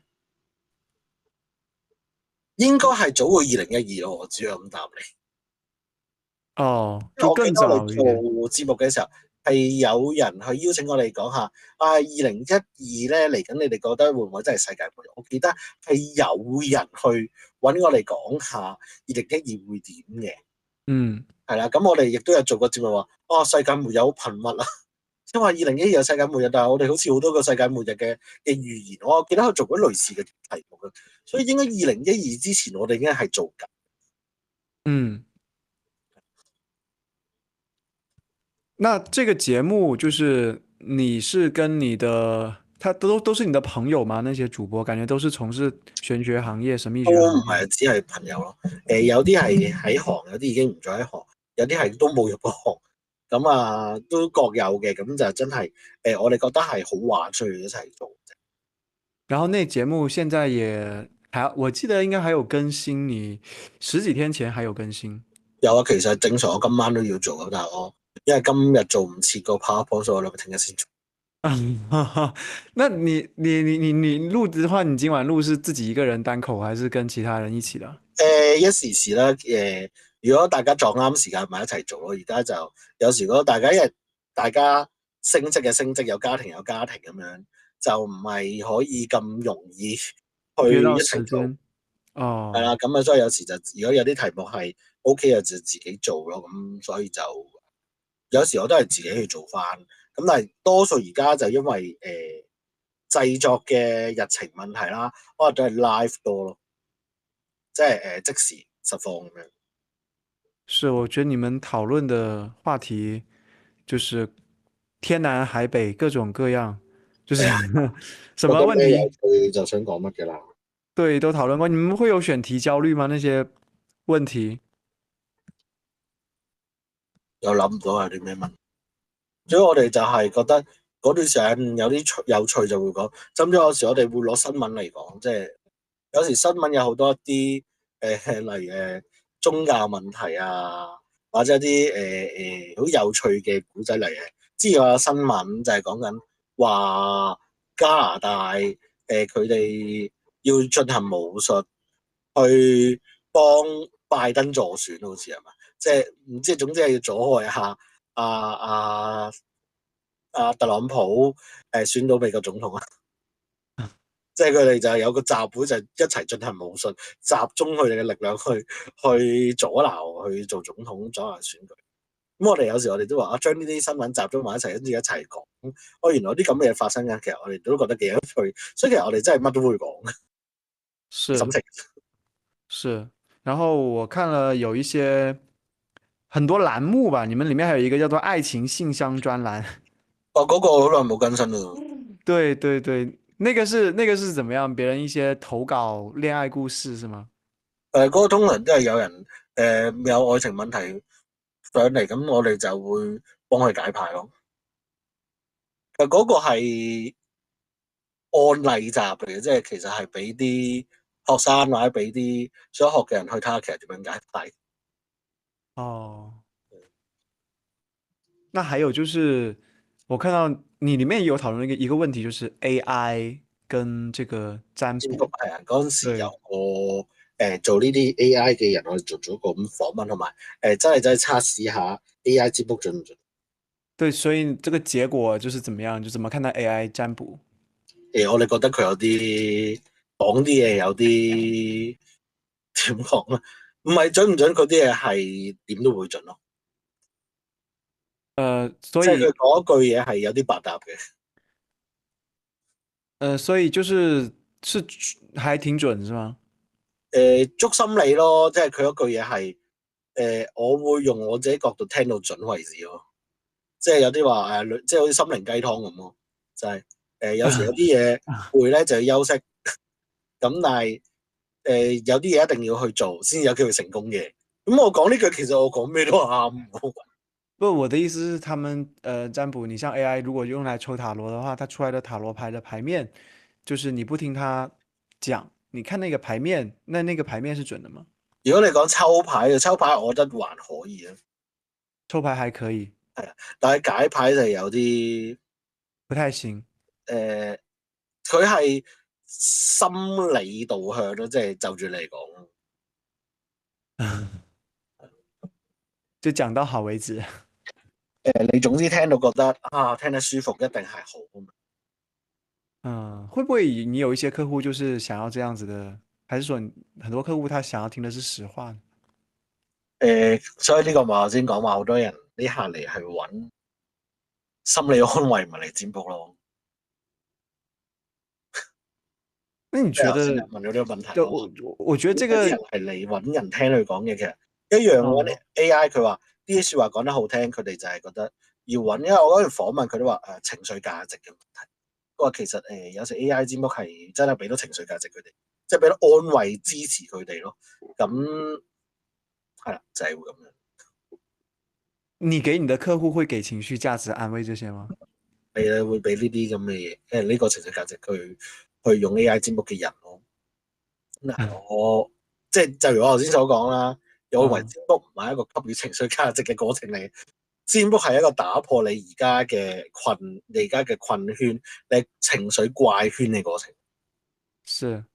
係嘛？思維怪圈啊。你覺得，就是你會有想過為什麼這些抽牌啊這些東西會準嗎？這占卜的原理是什麼呢？嗯，我覺得其實呢個世界好多嘢咧，我哋就唔知答案嘅。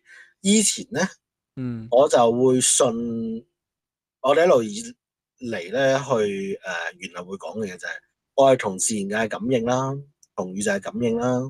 咁我哋話抽牌嘅時候咧，會將呢個嘅直覺聯繫到自然界嘅事物上面，另外一個令佢會有聯繫啦。包括咗住咗密事啊，包括成咗一個自然界聯繫。咁但係當 AI 走出嚟可以幫佢抽牌嘅時候，咁我又有啲反轉咗我呢個諗法，我覺得原來唔一定係咁嘅喎。咁但係點解會準咧？我而家係冇答案，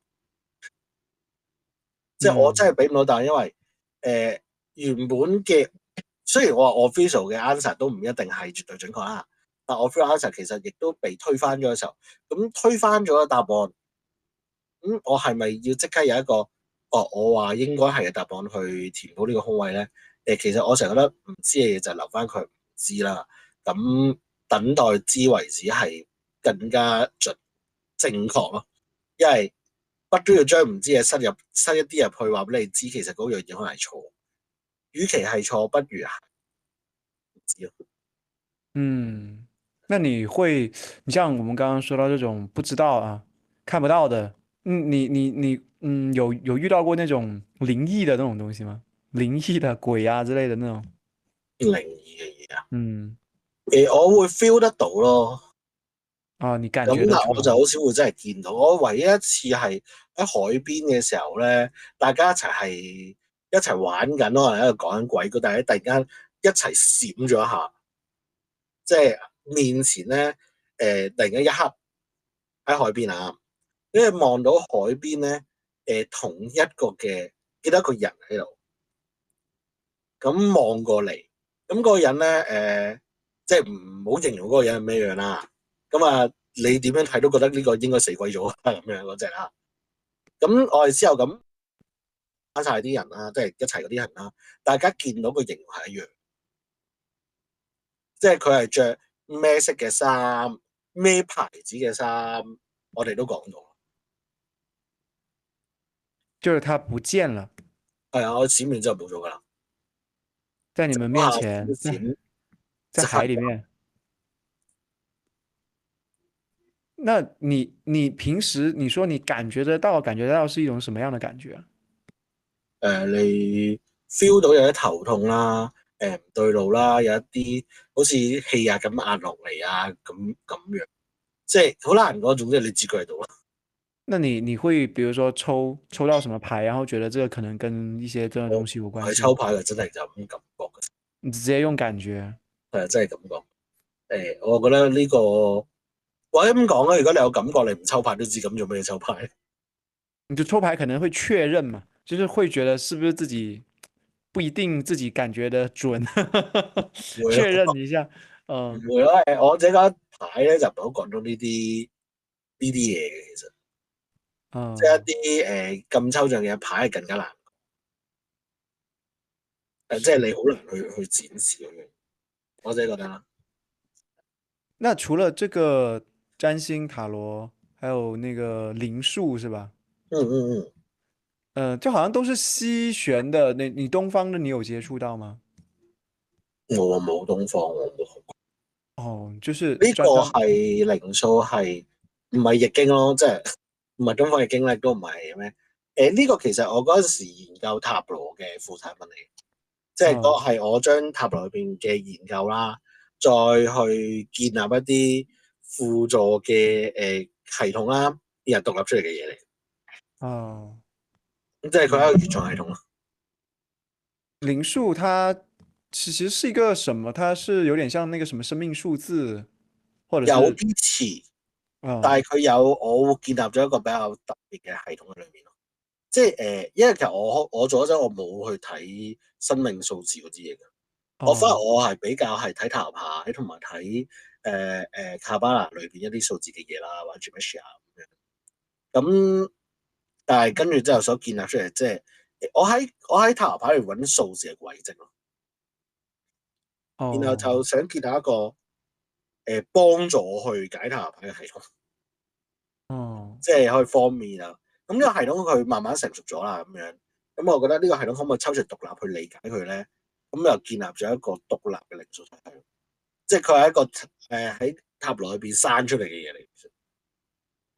佢本身為咗塔羅而存在，但係後期就佢自己獨立存在咗。哦，是，就是聽起來是很神奇的東西。我自己覺得有啲神奇，呢樣嘢我真係覺得係好神奇，因為我係冇去諗過係自己寫到一套系統啦，原創到系統啦。咁嗯呢個系統咧，例如佢會做到流運嘅。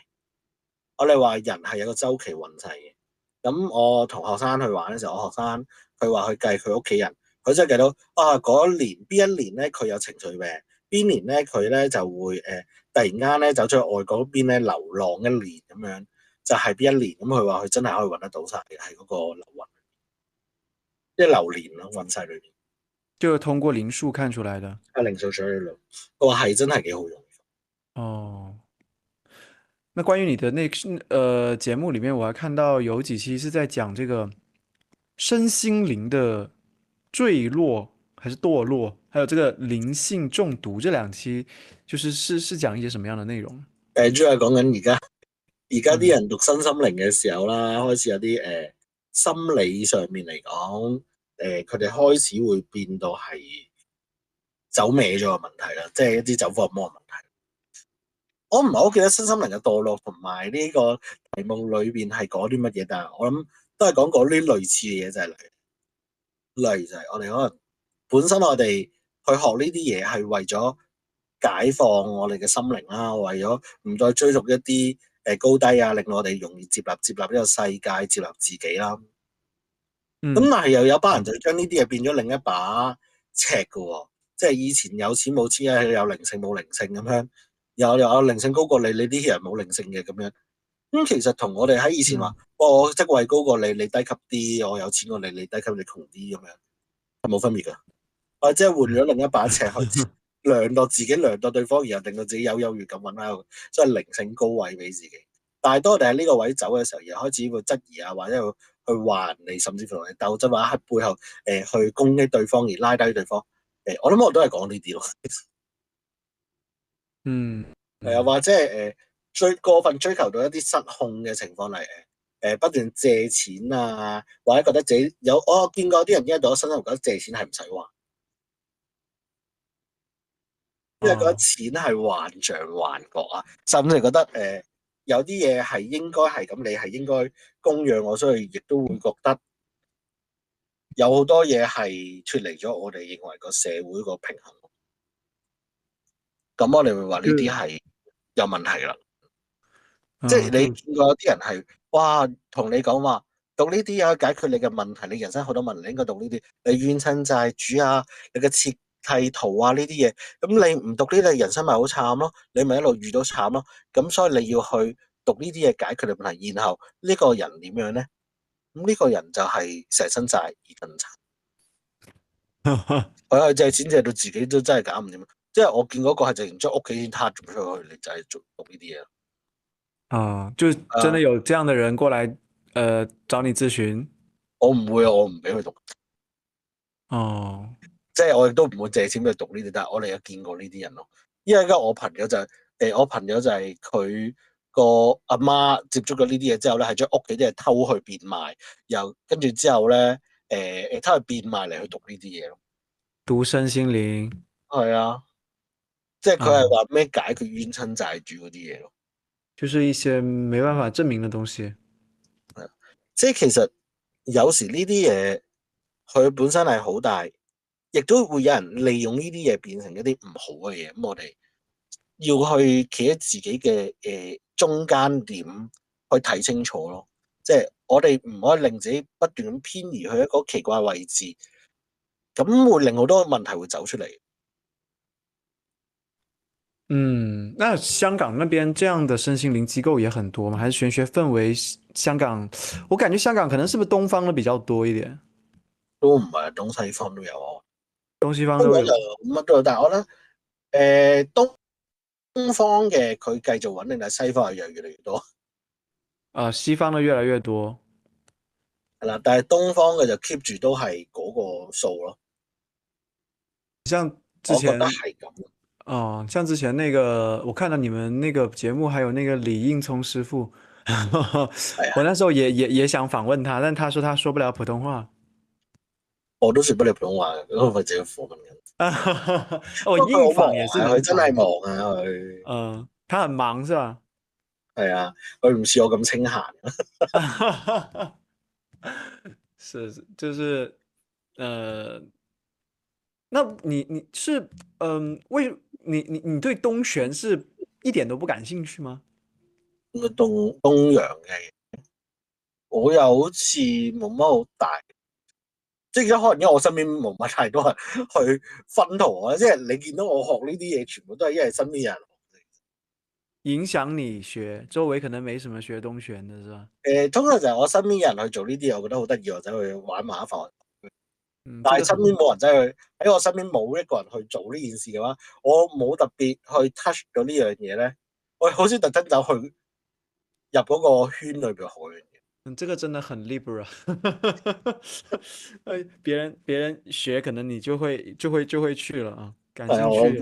我係好奇心去做呢件事，可以咁講。嗯，咁冇人擺件事喺度，我就唔咩好奇。即係呢個世界咁多樣嘢，佢唔喺我面前，我就唔理嘅。那你像這幾年大陸這邊的話，做這些玄學行業的人越來越多，你在香港會有這個現象嗎？嗯，呢個行業喺香港，對，我覺得係越嚟越多人做緊啦。也是越來越多人。但係亦都令到個市場係越嚟越淡化咯。即係你好似喺一煲湯裏面加太多水啊！太多人搶僧多粥少，那可係啊，所以我見到好能他們多啲行家開始減價戰啦，因為價格，因為好多人走去好多收到好平嘅人就走去進入市場啦。咁啊，亦都開始見到個市場係好混亂。但它可係以，比如說這個不一定收香港市場嘛，對吧？可以去收新加坡，收割新加坡，收割馬來西亞，或者是割中其實國大陸。可以嘅，所以就要嗯有市場模式啦。嗯但係而家其實教學市場就冇咁混亂嘅，其實因嗯為教學要做嘅需求其實多啲啦。即係但係你喺占卜前線上就真係好混亂啦，加埋好多魔法呢啲嘢就真係混亂到爆炸。即係每個個都話自己識啊。啊，是很多人都同埋我覺得線上嘅服務咧，佢掙脫咗一件事。呢件事嗯對於市場係好大影響，就係大家唔使咁驚咯。係啊，即係我要面對個客，我會覺得啊，我面對佢面對面喎，我驚自己衰嘅喎嗯啊！但係我喺線上嘅話，衰咗咪駁咗佢咯。我有人嗯又冇見過佢，又揾我唔到嘅咁樣，即係佢哋會更加可以不負責任咯。哦，所以咁所以亦都係而家線上繁忙咗啦。咁呢一行嘅奇怪怪嘅人會更加浮出嚟。但但這個行業，他如果做這個行業的話，他沒有客源，他做着做着也做不下去了嘛。我聽唔到呢句。就是他客人，就是如果說他吸不到那麼多客人呢，做着做着也會轉行啊。嗯，我而家只有咁話俾你聽，就係而家咧，亦都係因為疫情時候後疫情時代啦，嗯更多嘅客咧係唔想出街睇，啊，就更多在網上。係啊，線上睇，咁所以亦都養到好多呢一啲嘅情況啊。咁好多人係我上網講完，跟住有人幫你睇，咁亦都有啲人會話啊，嗰條友俾咗錢就唔再出現，走咗去數，亦都會有。咁啊，有啲人係AI 答完佢嘅 copy 俾你都有，或者照錄音俾你都有。啊，直接用 咁 AI。但係個質素就會變得好唔穩定。可以預料嘅係因為 AI 占卜嘅出現啦，咁會有市場會有一堆前線嘅人會受好大衝擊。嗯，教班現在嘅可能都會受衝擊，但係暫時未衝到。啊，教學也會受到衝擊。係啦，因為佢哋覺得可以自學啊嘛。咁但係前線占卜嘅人我覺得會受到衝擊，特別係一班因為貪平而去占卜嘅人。那去找 AI，AI 給你的這個解答確實是比較安慰嘛。唔係，因為貪平嗰陣都唔係要準嘅啦，即係玩嘅啫嘛。嗯，即係是。如果你有啲上網可能幾廿蚊係咁樣，咁咪玩一玩，之後就算咯。咁但係如果開免費嘅，更加唔會俾錢。嗯，那你，你還提到你書裡面提到這個占卜師的自我修養啊，然後我們把這個作為最後一個問題了，就是如果說現在還有聽眾他對神秘學啊、玄學啊、塔羅這些感興趣，他去學習的話，你覺得就是從事這個玄學從業者應該把自己放在一個什麼樣的位置？要怎麼去學習啊？死，我自己都唔記得自己寫嗰啲咁嘅嘢太耐啦。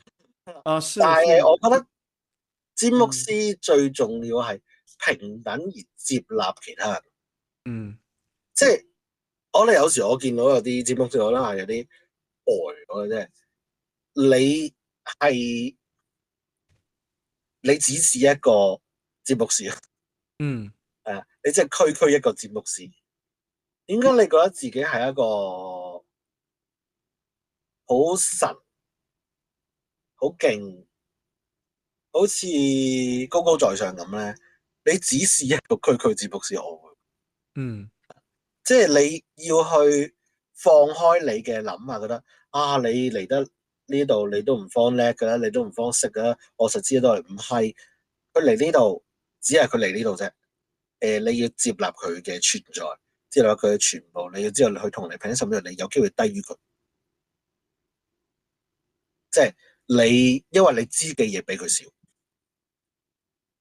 因為佢問你佢自己嘅問題啊嘛，佢知得到過你嘅，嗯即係唔可以有傲慢咯。我自己覺得就唔可以話一種我話教你點做，我叻過你，我指點你，我塞錢落你袋，嗯唔可以咁諗咯。你只可以叫配合佢一齊去尋找答案咯。但係其實你要佢為主軸，因為呢啲事係佢嘅事。嗯嗯最重要嘅係你要知道你同佢係一個冇你高於佢關係呢件事，你要尊重佢嘅嘢，亦都冇所謂。我點醒你教醒你冇呢一樣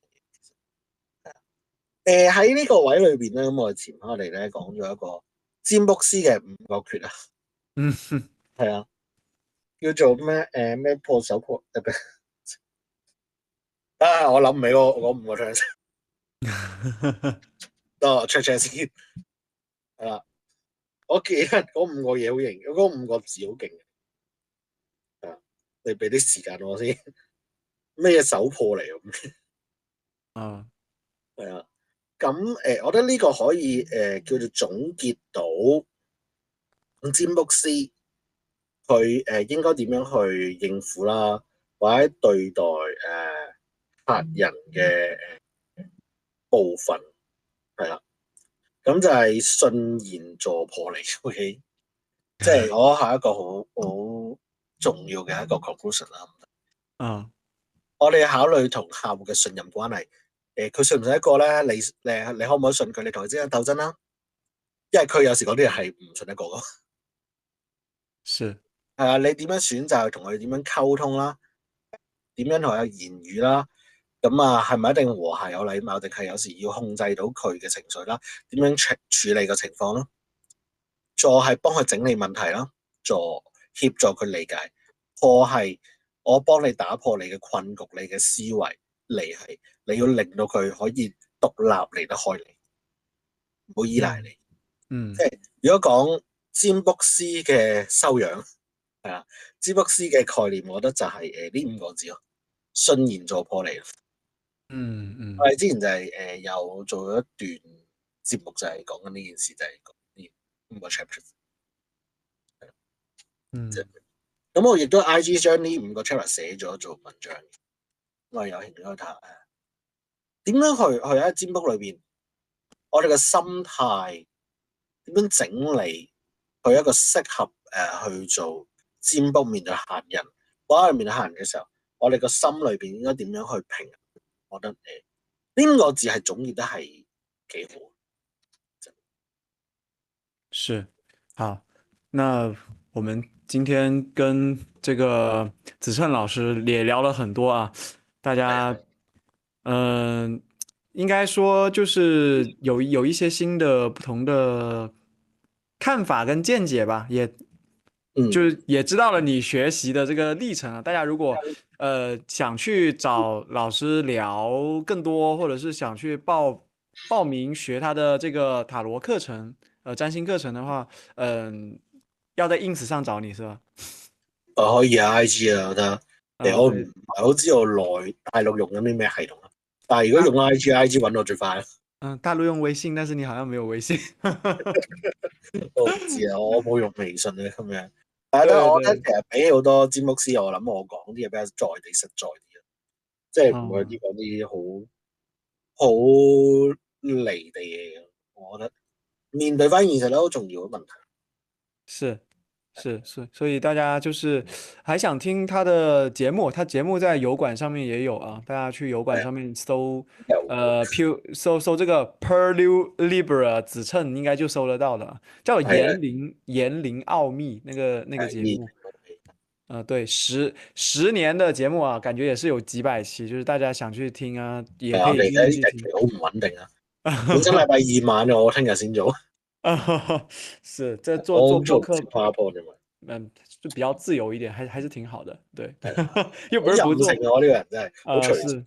是隨性。其實我做節目也是這樣，所以我節目也做了幾百期。OK 是，好，那我們這一期節目就到這裏啊，大家 OK 晚啊，大家好啦，拜晚安，拜。好，拜拜。OK。